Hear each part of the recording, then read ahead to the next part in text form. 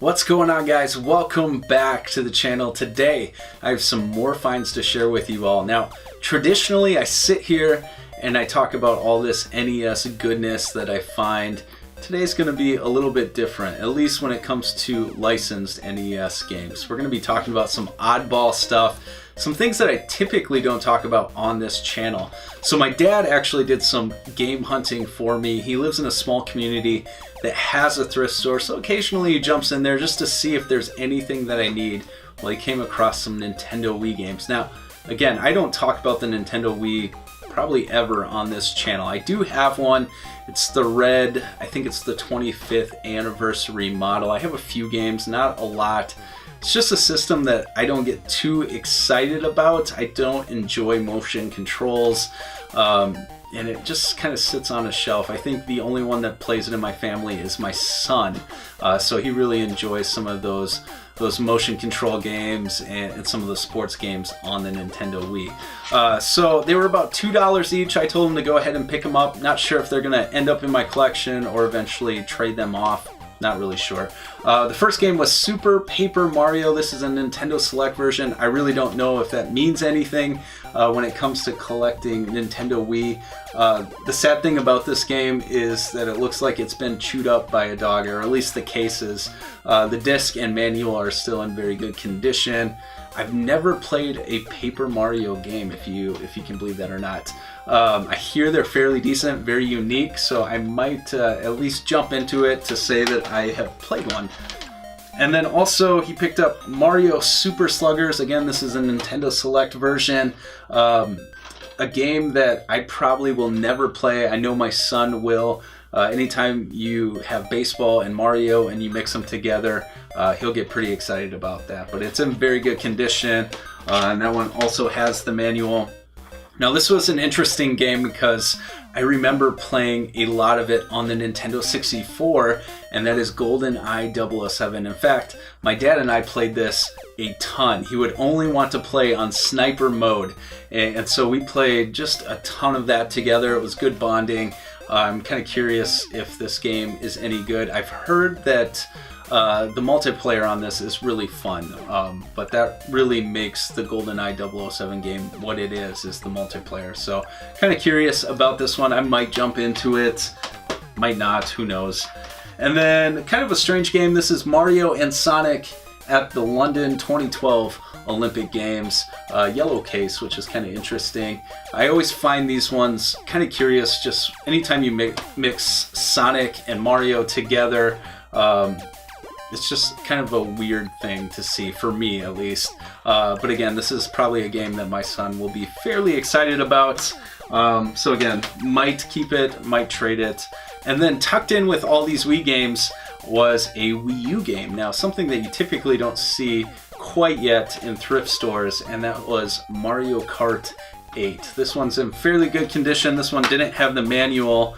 I do not have a Wii U. I went from the Wii to the Nintendo Switch, but I do love Mario Kart, especially Mario Kart 8. I play it on the Switch quite a bit.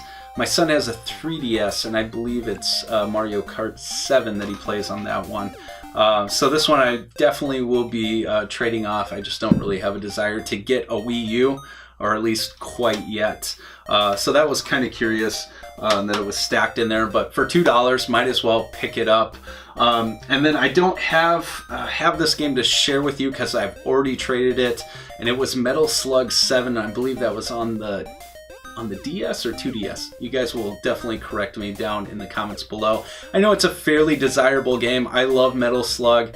I don't have a console to play it on, and I don't get too hyped up on handhelds. So I reached out to a buddy seeing if he was interested in it. He wanted to do a trade, so this is what I got in trade for it. This trade was definitely one-sided. I kind of got the better deal of it, and so I will be looking for some things in the future to kind of make up the difference, but he definitely hooked me up for my NES. Now, this is not licensed stuff. This is some more unlicensed stuff heading to my collection. Again, I was so focused on licensed NES games and that has drastically changed probably in the last year. I've definitely been filling up with some of the Tengen cards, some of the Wisdom Tree cards, and some of the Chimerica stuff. And to add to it now, I have the Aladdin Deck Enhancer. This was published by Chimerica, invented by Codemasters, which is kind of interesting. So this is the deck enhancer that you have to have for all these games. There's one loose game, and that is Dizzy the Adventurer. I have never played this game before, kind of curious about it. I know these games weren't that great. They were kind of more focused on price, and I'm sure a lot of parents just jumped to that because they were a little bit cheaper than the licensed NES games. But these next 4 items I'm really excited to share with you because they're awesome. They're things that you typically don't see out in the wild. In fact, I've never seen them outside of this guy's collection. And so they are complete in box, the Aladdin Games, and this is the Quattro Adventure. So there's 4 games in this, obviously.